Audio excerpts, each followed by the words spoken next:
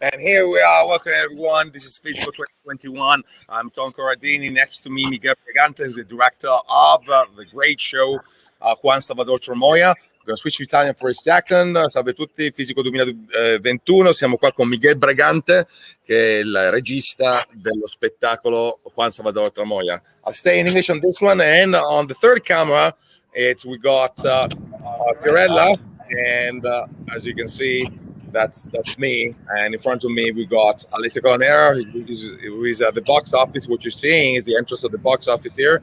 We're going to show you some little peekaboos of the festival as it is happening. But now, back to Miguel, and I'm just going to remove from the screen for a second Fiorella. Miguel, we're going to hold this interview in English, and then if there's a problem, we can switch to Spanish.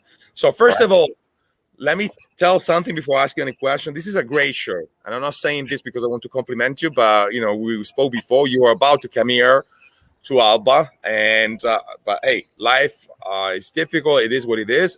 Fortunately enough, we've got an online section. This show is going to be on until the 30th of June. And now, can you describe us this show, your story?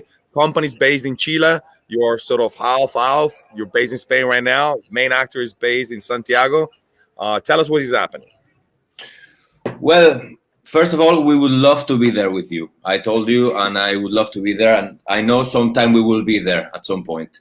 And then, well, about the show, it's issued from a great friendship that we have, Diego and me. And it comes from Diego saying, Miguel, I want to do a show with sounds. With sounds what? I know him a lot. And he's always experimenting with sounds. But in which way? Like, one day he learned how to bark, what dogs do, and dogs answered him. It's really amazing. It's amazing. So I say to him, okay, let's use sounds to tell a story. And that's the story of Juan Salvador Tramoya, the story of a theater assistant that dreams to be a big star while he already is, because he's extremely talented with mime, extremely talented with sounds. So that's it. That's the show, the story of a dream. Okay, let me add something though. First of all, it was we received over 111 applications, and that was one of the first shows at GISI. First of all, I think it was the third. I watched 75 of them, and it really made me laugh, which is not easy because I do comedy as well. Usually, people are very afraid of me because if I sit in front, I don't sit in the front row usually out of respect because I never laugh. Yeah. So, but you know, I really had a good time. And it's comedy, but with an extreme touch of sensitivity. And it's a very delicate show, and almost there's a touch of nostalgia, or of I don't know, of you know, it's really happy, but it's sad at the same time. And so there's lots of emotions sort of playing this show. And let me speak about you for a second. Both of you guys are from Le Coq. This is, you know, sort of theater method. So how did you end up in Chile? You're Spanish. You lived there for a long time. Just tell us something about you.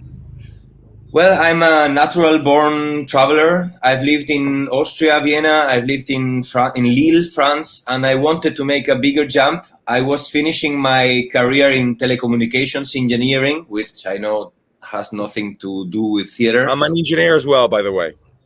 Perfect. But I was doing theater, and I found this method. I found this Lecoq method. I used to read a lot of books about theater. I understand nothing. But I took the Cuerpo Poético from Lecoq, and I say, oh, I understand this. I understand this way. So, well, I found this school in Santiago de Chile, in Los Andes Cordillera, and I went there and I met there with Diego. And the plan was to stay there for 2-3 years, and I spent 14. 14 years. Yeah. Wow. We founded the Ilustre Theater Company, and we get ahead. We went to Europe often to tour, and the story keeps going on. Now I'm in Spain because of COVID, but I'm like, Chile is also my home. Yeah, of course, you're half off in a way. And meanwhile, I just add to the stream Fiorella, so you can see what is happening backstage. Oh, it's a great shot, Fiorella. My compliments. This is a beautiful shot. This arena seats about 200 people with social distancing, and the only factor here is the weather. But so far, it worked very well, and we hope it's going to hold. Now, let me ask you a question about the video, though, because I'm very curious. And I mean, where was this video shot? It's very well done. Now, this is not easy, okay? Because in the past, we used to shoot videos, for professional programmers and so on. And now, suddenly, stream theater, it becomes a reality. It's difficult to find shows that work well on video, okay? And was this shot like some years ago, or is it fairly recent, or? No, it's shot some years ago. I think 2014 or 15. Okay. It was shot here in Zaragoza, and it's all again about friendship. That's a company of friends of mine that are related to video, and they took care enough to make it happen. Yeah. They are now very used to see that. I mean, it's very well shot. So yeah, so I interrupted you, but I just wanted to underline that. Now continue, carry on.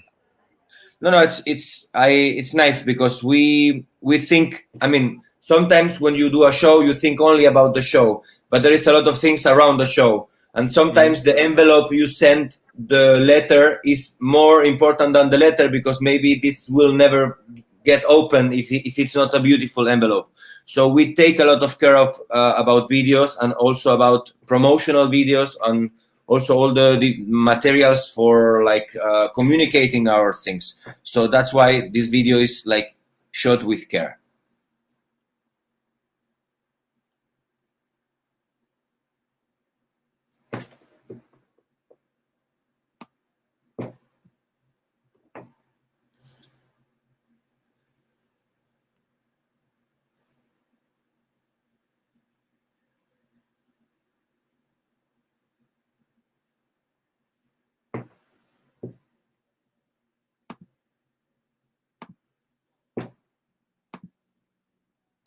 Okay, we're back. Sorry. That happens. We're open air, and our interline sometimes I interrupted you, but I'm gonna take from what you said. It's like food. Sometimes the presentation, it's very important. If you cook, that presentation is fundamental. Okay. Absolutely. Okay. So listen, we're.